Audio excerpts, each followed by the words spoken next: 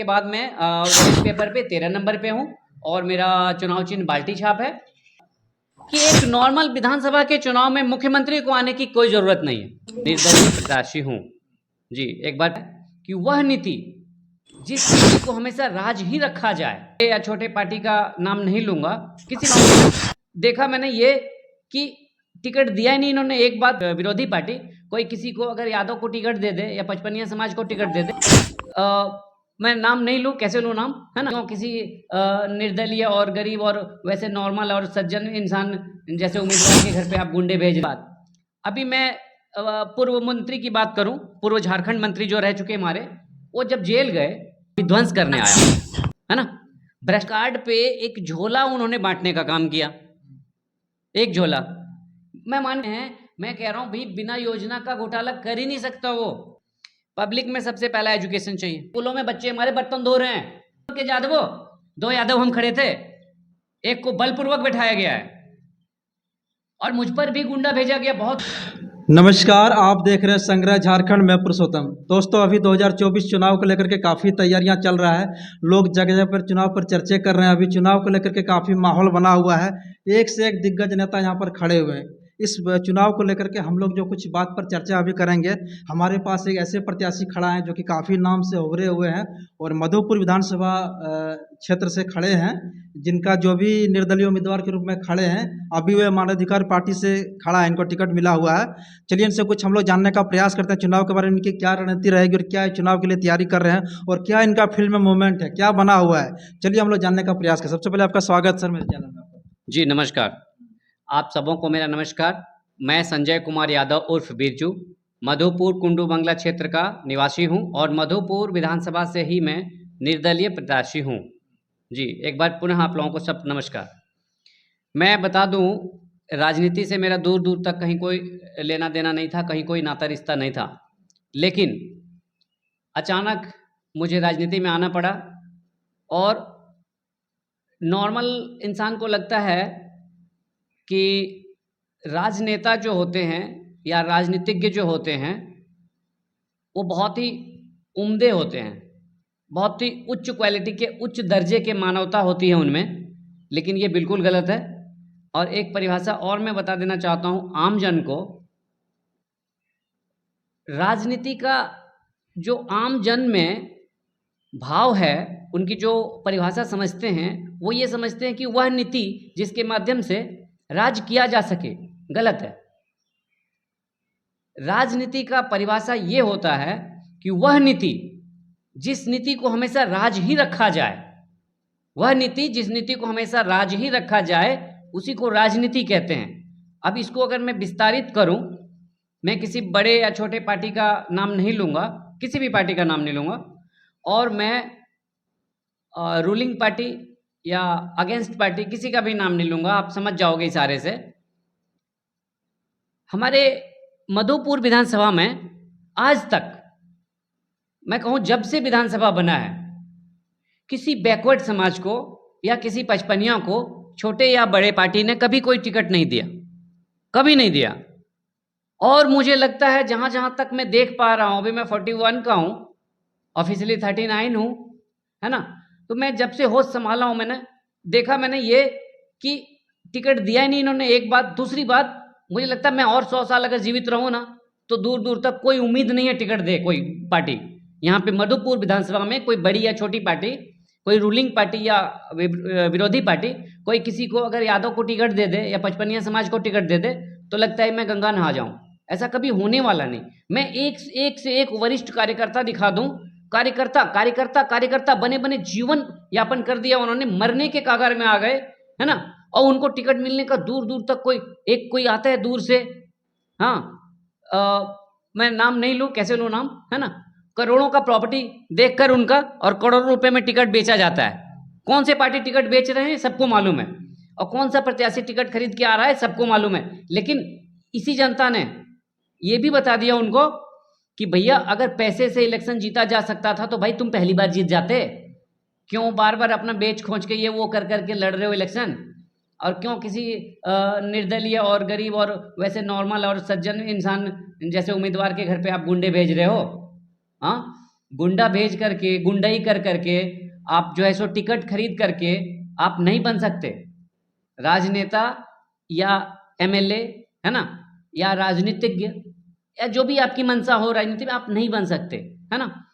दूसरी बात, अभी मैं पूर्व मंत्री की बात करूं, पूर्व झारखंड मंत्री जो रह चुके हमारे, वो जब जेल गए, है ना, देखो मैं क्या क्या करने आया हूं राजनीति में और क्यों आया हूं, है ना, और आया हूं तो भ्रष्टाचारियों का विध्वंस करने आया हूं, है ना।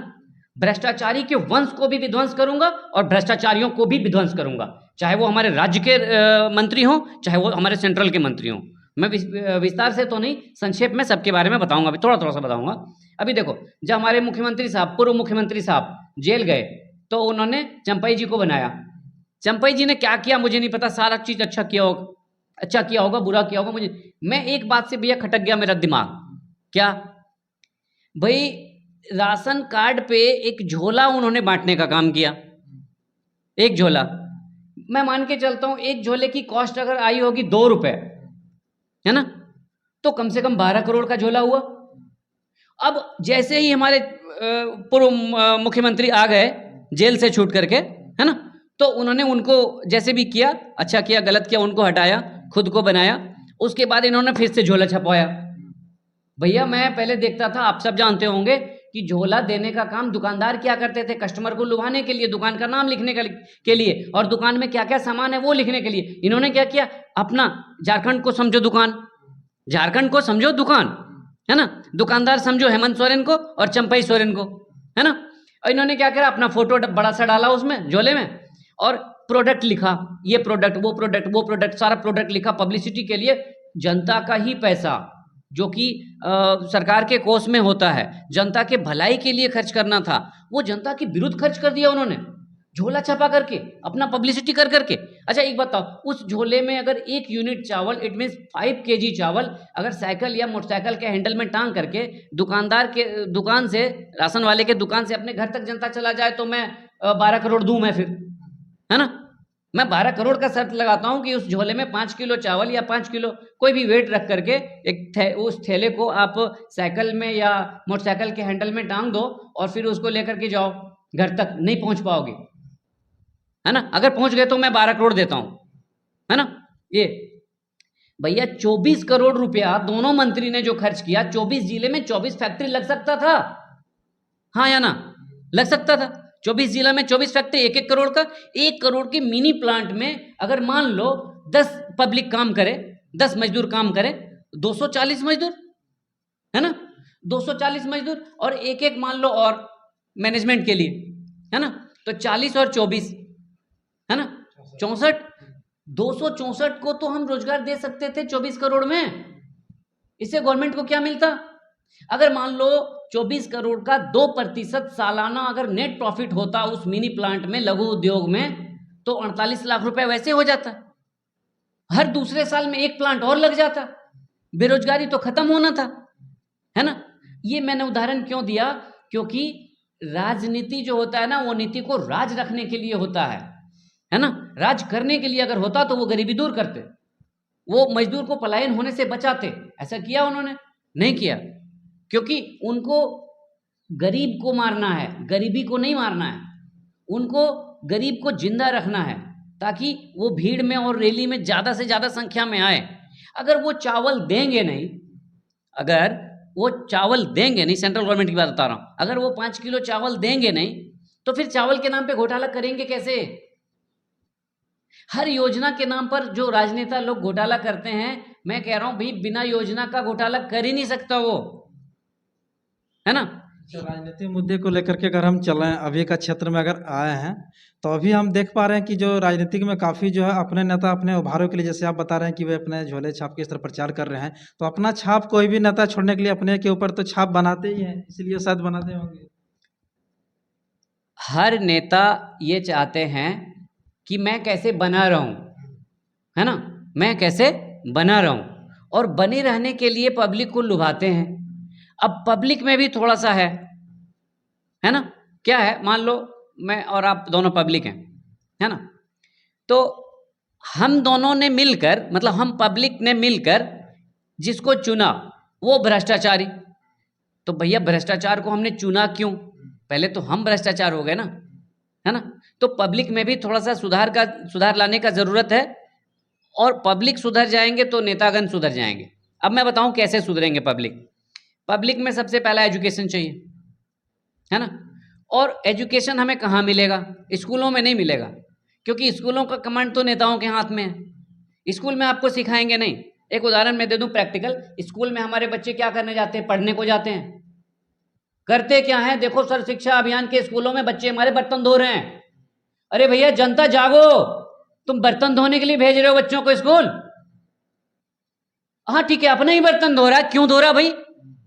वो बच्चा हमारा घर पे बर्तन नहीं धोता है ना? वो बच्चा स्कूल में जाके बर्तन धोता है। बर्तन धोने वाली को जो पेमेंट दिया जाता है वो क्यों नहीं धोती है बर्तन? हमारे बच्चे धोते हैं बर्तन। और इस पर आज तक कभी किसी पब्लिक ने, बच्चे के गार्जियन ने ये आवाज भी नहीं उठाया कहीं। ये प्रॉब्लम है जनता में। जनता ने कभी ये पूछा कि 30A और 30 आर्टिकल क्या है? आर्टिकल नंबर 30 और आर्टिकल नंबर 30A क्या है? आप जिस कांग्रेस को इतने दिनों तक वोट देते रहे, बाबरी मस्जिद के विध्वंस के बाद 1990 के बाद जो मधुपुर विधानसभा से कांग्रेस गायब हुई है, आज तक कांग्रेस आई नहीं। मैं बोल दिया पार्टी का नाम, है ना? आई नहीं।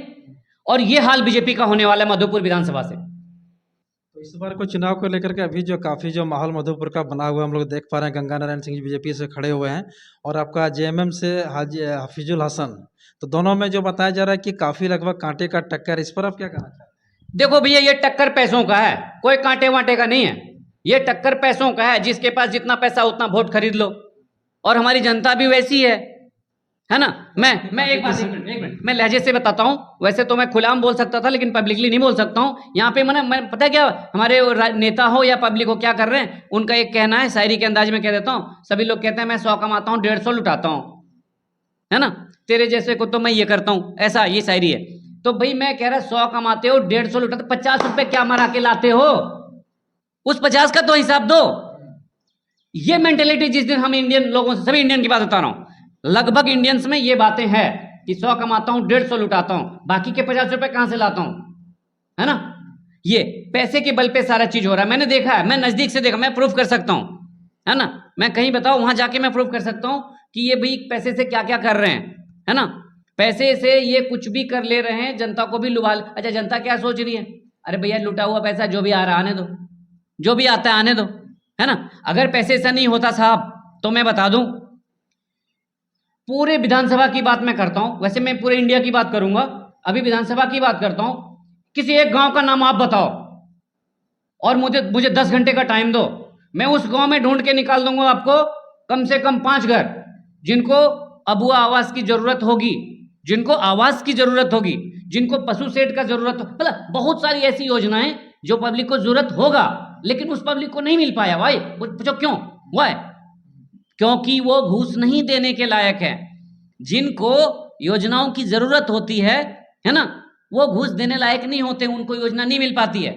और जो घूस दे देते हैं, है ना, उनको योजना मिल जाता है।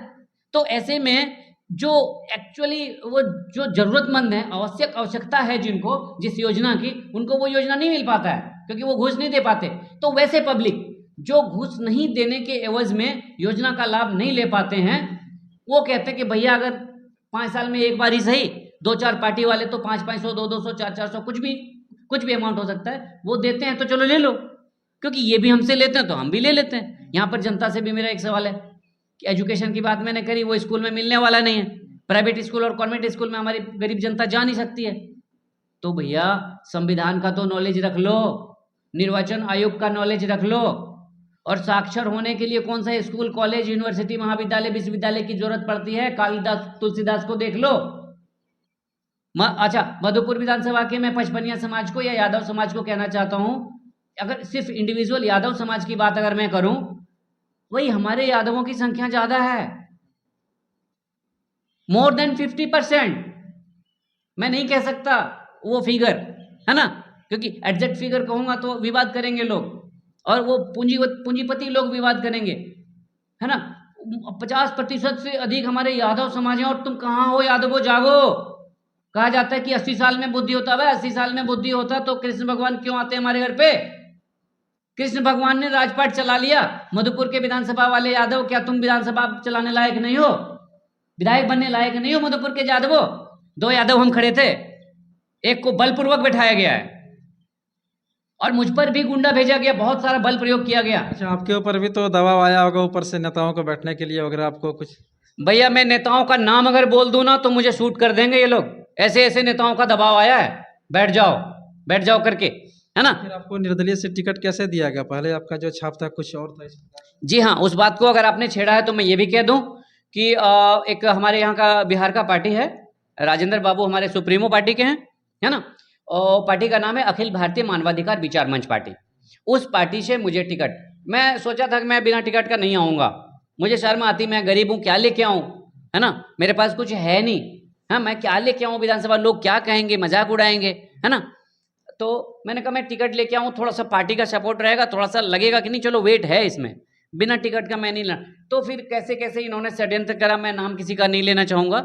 एसडीओ साहब हमारे पूजनीय हैं, मैं आदर करता हूँ, सम्मान करता हूँ उनको, है ना, क्योंकि मैं मानता हूँ कि ऑफिसर्स, शिक्षाविद से ही हमारा देश चलता है। लोगों का मानना है कि नेताओं से देश चलता है। लोगों, जनता जागो, नेताओं से देश नहीं चलता, शिक्षित लोगों से देश चलता है, ऑफिसरों से देश चलता है। तो अभी आपका क्या छाप दिया गया? हाँ, मैं उस पर आ रहा हूँ, अभी क्या हुआ, किसी भी कारण से मेरे पार्टी के टिकट को मेरे मेरे प्रोफाइल से हटाया गया। अब वो जेन्युइन है या गलत है, सही है, वो पार्टी सुप्रीमो जानेंगे और विभाग जानेगी। तो इमीडिएट मेरे को लगा कि जैसे अभी अपना जो है सो मेरा नॉमिनेशन रद्द होने वाला था, है ना, तो इमीडिएट मैं उनको इस पे करवाया, निर्दलीय कराया। अभी निर्दलीय कराने के बाद मैं बैलेट पेपर पे 13 नंबर पे हूँ और मेरा चुनाव चिन्ह बाल्टी छाप है और मैं मधुपुर विधानसभा से हूँ। तो मैं जनता से अपील करना चाहूँगा कि इस तरह की बहुत सारी बातें हैं, बहुत सारा वो है, मैं आवाज़ उठाऊँगा, अभी भी कुछ और बताऊँगा। तो मेरे को एक बार आप लोग ना बाल्टी छाप पर वोट लगाकर भारी से भारी मात्राओं से विजय बनाओ। और मैं चाहता हूँ कि सिर्फ पचपनिया समाज या यादव समाज, है ना, एक घर से एक वोट अगर दे देना तो मैं निकल जाऊँगा, इतना ही काफ़ी है। आपका जो चुनाव चिन्ह कितने नंबर पर आता है? 13 नंबर, 13 नंबर पर आता है। बाल्टी छाप 13 नंबर जी। अच्छा, अभी आप फील्ड में अभी मूवमेंट करके आ रहे हैं, किधर गए थे आज फील्ड में? अभी आज मैं गया था सतुआडी साइड में, है ना, जो कि कौरों प्रखंड में है और कौरों से पूरब दिशा, वोटर है वहाँ लगभग? मोर देन थाउजेंड्स, है ना। अभी मैं काउंट नहीं बता सकता क्योंकि वो, वहाँ का आपको माहौल कैसा देखने को लगा? वहाँ गए थे किस प्रकार? देखो यादव समाज हमारे लिए एक तरफा है, यादव समाज से हमारा खुल के वोट आ रहा है, पचपनिया समाज से आ रहा है, माइनॉरिटी को मैं टच नहीं कर रहा, माइनॉरिटी को मैं टच नहीं कर रहा, ठीक ना। और माइनॉरिटी में भी मेरा जो फ्रेंड सर्कल में है वो भी पॉकेट वोट है, वो आएगा। और मैं बता दूं कि बीजेपी के कार्यकर्ता, बीजेपी के पदाधिकारी भी मुझे वोट दे रहे हैं, कांग्रेस वाले तो दे ही रहे हैं, है ना। मैं उनको कहना चाहता हूं भैया जितने पैसे हैं तुम्हारे पास ब्लैक मनी तुम लुटा लो, जितने गुंडे हैं तुम भेज लो, ये यादव बैठने वाला नहीं है और ये यादव इस बार विधानसभा जीत रहा है। अच्छा, आपको नहीं लगता कि मधुपुर में जो है नोटों की बारिश हो रहा है, पैसाओं का खेल हो रहा है, बड़े बड़े राजनेता वहाँ पर दिग्गज नेता एक से एक खड़े हुए हैं, क्या आप उसके सामने टिक पाएंगे? जी, मैं प्रणाम करना चाहता हूं बड़े दिग्गजों को और मैं पूर्व मुख्यमंत्री को नमन करना चाहता हूं। साथ ही मैं ये हिदायत देना चाहता हूं कि एक नॉर्मल विधानसभा के चुनाव में मुख्यमंत्री को आने की कोई ज़रूरत नहीं है। और मैं साष्टांग दंडवत प्रणाम करता हूं माननीय अभी वर्तमान प्रधानमंत्री मोदी जी को, है ना। फिर से एक बार मैं नमन करता हूं, भैया आपको आने की ज़रूरत क्या है विधानसभा में? कौन सा आप झंडे गाड़ लोगे आके? इसमें आपकी गरिमा की जो बेइज्जती है, आपकी गरिमामय जो आप हो, आपकी गरिमा की बेइज्जती है मधुपुर किसी भी विधानसभा में। आप प्रचार प्रसार के लिए आप सांसद के टाइम में आते हो, चलो ठीक है, आपको सम्मानित हम लोग करते हैं क्योंकि ये सांसद नहीं तो फिर आपका सीट पे, है ना। अभी ये विधानसभा में आपको आने की कोई जरूरत ही नहीं है। आप लोग सिर्फ ये कहते हो कि मेरी पार्टी मेरी पार्टी मेरी पार्टी, है ना। भैया ये करना बंद करो, करो राजनीति जिससे पब्लिक खुश रहे, जिससे देश में खुशहाल आए। मैं एक एक मुद्दे की अगर बात करूं, है ना, फिर से आता हूं मैं राज्य मंत्री पे। भाई ये जो आपने चलाया पशुधन योजना, है ना, पशुधन योजना क्या होता है झारखंड में? अगर इस बात को अदालत तक लेकर जाओ तो मैं जवाब देने को तैयार हूं। मैं जानता हूं कि 99.99% जनता ने पशुधन योजना को विस्तारित से पढ़ा नहीं होगा। और मैं बताता हूं पशुधन योजना क्या होता है। पशुधन योजना होता है ताकि हमारे लोकेलिटी का जो बूचर खाना है वो चलता रहे। अब बोलो कैसे? आप ही कहते हो कि हमारी जनता को 5 किलो अनाज की जरूरत है, जो कि मैं देता हूं, यानी कि सेंट्रल गवर्नमेंट देती है, कुछ दिनों तक राज्य सरकार ने भी दिया है ना। तो जिस जनता के घर में 5 किलो चावल नहीं है 1 महीना खाने के लिए, उस जनता के घर में आप एक 3 क्विंटल वाली गाय को देते हो, उस गाय को 5 किलो अनाज डेली चाहिए। अब वो गाय को कैसे सर्वाइव करके रख पाएगा? जो अपना 5 किलो अनाज नहीं ला पाता है खरीद के, वो गाय को डेली 5 किलो अनाज। अब बोलो आप दूध बेच करके निधि योजना का, और जिन्होंने 3 महीना 1,000 रुपए दे दिया है ना। बीजेपी वाले दावा क्या कर रहे कि फला तारीख से अमुक तारीख से इतना रुपया हर पब्लिक के खाते में आएगा। अरे भैया तुम्हारा 15 लाख नहीं आया तो ये 2,500 क्या आएगा? तुम तो बाद में कह दोगे ये जुमला था, ये तो भाषण का जुमला था। जब तुम 15 लाख नहीं दे पाए, ये क्या दे पाओगे? और एफआईआर तो तुम पर भी होना चाहिए। जब तुम्हारा यहाँ कैबिनेट में कोई है नहीं, फिर तुम पैसे देने की बात कैसे तय कर लिए? फिर तूने डेट भी कैसे तय कर लिया? है ना। ये जनता को बेवकूफ बनाने, और जनता बन रही है। भैया जनता बेवकूफ नहीं है, जनता बेवकूफ नहीं है। जनता बेवकूफ पॉलिटिशियंस को बना रही है कि कब पैसे लेने के टाइम में। जनता बेवकूफ कब बन जा रही है? वोट देने के टाइम में। जनता को ऑप्शन ही नहीं है, जनता को ऑप्शन नहीं है। उस ऑप्शन के रूप में मैं आया हूं मधुपुर से। और मैं बता दूं, यादव का मैं विधानसभा, मधुपुर विधानसभा में यादव का मैं विधायक देने जा रहा हूं। मधुपुर से कितना आपको वोट मिलने की आशा है? वहाँ लगभग कितना परसेंट वोट मिलेंगे? देखो मैं बताऊं, पिछली बार लगभग राउंड फिगर 2.5 लाख रुपए, 2.5 लाख वोट पोलिंग हुआ था, है ना। और इस बार अभी हमारे रनिंग कैंडिडेट 15 है ना। तो इक्वल अगर डिवाइड करूं तो इक्वलिटी ही डिवाइड करना चाहिए। तो अंडर 20,000 20,000 रुपये 20,000 वोट एक कैंडिडेट का आता है ना। तो मैं मान के चलता हूं कि 20,000 तो नहीं, 409 और भी कुछ है एक्स्ट्रा। तो मैं मान के चलता हूँ राउंड फिगर में 420 बूथ है। तो हर बूथ से मान लो कि 1-125 वोट मेरा रहेगा, हर बूथ से 1-125 मेरा रहेगा। अब यहाँ पर ये ना हो कि ये मशीन हैक कर ले, प्रोजेक्टिंग ऑफिसर को खरीद ले, या प्रोजेक्टिंग ऑफिसर के साथ गुंडाई कर ले, मीडिया को खरीद ले, या मोदी जी गोदी मीडिया को भेज दे।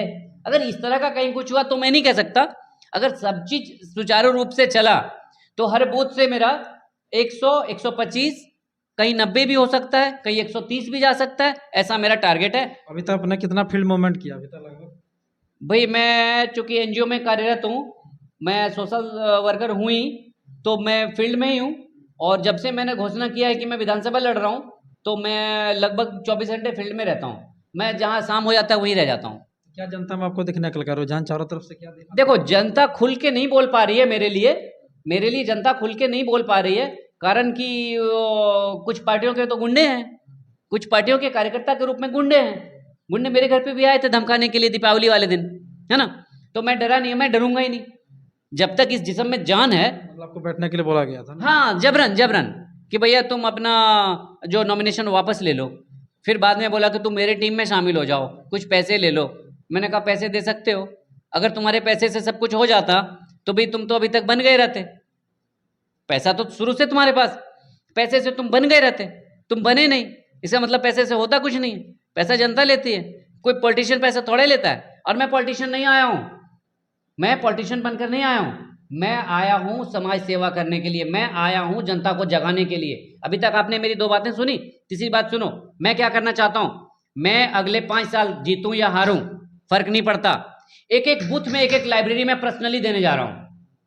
एक बूथ में एक लाइब्रेरी में पर्सनली देने जा रहा हूं। उस लाइब्रेरी में क्या कौन सी किताबें रहेंगी, भाई मैं कहां से फंड। लाखों जनता आपको देख रही है, अभी क्या कहना जनता के लिए, क्या संदेश देना चाहते हैं? जनता के लिए मैं ये संदेश देना चाहता हूं कि ठीक है, माना कि आपको पैसे की जरूरत है, लेकिन मैं कहूंगा कि हराम की कमाई आप ना लो, क्योंकि वो आपके लिए भी हराम ही कहलाएगा। और आप पैसे लो ही मत, है ना। आप अच्छी कैंडिडेट को चुन कर लाओ, आप अच्छे कैंडिडेट को चुनकर लाओगे तभी वो आपके लिए कुछ सोच पाएगा, तभी वो कुछ कर पाएगा। अभी स्वच्छंद तत्कालीन लाभ 100, 200, 500, 1000, इससे ज़्यादा कोई देगा भी नहीं। हाँ, मैं उसमें कुछ हमारे जो ऐसी जनता है जिनको कि पैसे की बहुत ज़रूरत है और वो अवैध तरीके से पैसा लेते हैं और अवैध यूज भी करते हैं, उनसे मैं कहना चाहता हूँ कि भैया जब हमारे एक वोट से 500,000 करोड़ या 1300,000 करोड़ या 1500,000 करोड़ का घोटाला मंत्री लोग कर सकता है। उदाहरण के लिए मैं लालू यादव की बात करूं, 500,000 करोड़ का चारा घोटाला उन्होंने किया मेरे एक वोट से, तो मेरे एक वोट का कीमत 100,000 करोड़ होना चाहिए। अगर कोई नेता जनता को वोट के लिए पैसे देता है तो 100,000 करोड़ जनता आप मांग लो और जब दे तो उसको वोट दे दो। अन्यथा अन्यथा मेरे जैसे किसी निर्दलीय गरीब उम्मीदवार को अगर वोट देना पड़े, आपको उचित लगे, तो ऊपर से 5-10 रुपये दे करके वोट दो, तभी आप कुछ अच्छा कर पाओगे, तभी आपके समाज का कल्याण हो पाएगा। मैं 5 साल बाद भी ऐसा ही रहूंगा, अभी भी ऐसा ही हूँ, 10 साल बाद भी ऐसा ही रहूंगा। चलिए बहुत बहुत धन्यवाद। जी, चलिए आप लोगों को धन्यवाद। कैसा रहा, आप लोग कमेंट जो अभी जो बात की है कैसा रहा, आप लोग कमेंट करके जरूर बताएं। आप लोग की राय क्या रहेगा, आप लोग एक बार कमेंट करके जरूर बताएं। और चलिए वीडियो को यहीं विराम करते हैं। धन्यवाद।